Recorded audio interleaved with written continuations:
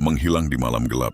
Selama 5 tahun, Diponegoro memimpin perlawanan dari Jawa Tengah hingga Jawa Timur. Belanda, meski memiliki senjata modern dan tentara bayaran dari Eropa, tak mampu menundukkannya dengan mudah. Lebih dari 200.000 nyawa melayang, baik dari pihak Belanda, pribumi, maupun sipil. Namun semangat Diponegoro tak pernah padam. Bab 5, pengkhianatan dan pembuangan. Namun api tak selamanya menyala terang. Pada tahun 1830, Belanda menawarkan perundingan di Magelang. Dengan keyakinan dan niat damai, Diponegoro datang, berharap pada kehormatan lawan. Tapi ia ditangkap secara licik oleh Jenderal de Kock saat rantai besi melilit tangannya. Langit mendung dan rakyat Jawa menangis.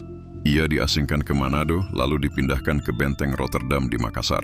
Di sana ia hidup dalam pengasingan selama 25 tahun. Tetap menjadi simbol perlawanan.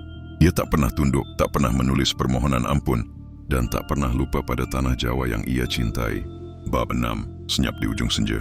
Tahun 1855, di dalam sel sempit yang dikelilingi laut dan penjaga, Diponegoro wafat dalam kesunyian. Namun bisikan doanya masih mengalun. Ia dimakamkan di Makassar, dan sejak itu tanah tempat ia berbaring menjadi tempat ziarah, tempat orang-orang datang untuk mengenang semangat, keberanian, dan iman yang tak pernah mati. Epilog, api yang tak pernah padam.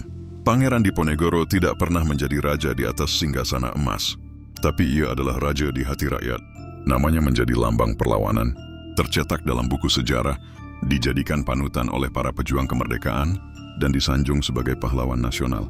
Di dalam tanah Jawa, suara kuda-kuda dari masa lalu masih bergema. Dan jika malam cukup sunyi, engkau akan mendengar suara seorang pangeran berseru.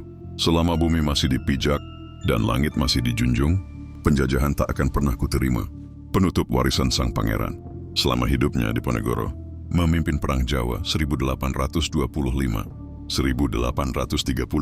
menolak menjadi boneka kekuasaan kolonial, menyatukan kekuatan Islam, rakyat desa, dan bangsawan dalam perjuangan, menjadi simbol perlawanan rakyat kecil terhadap ketidakadilan.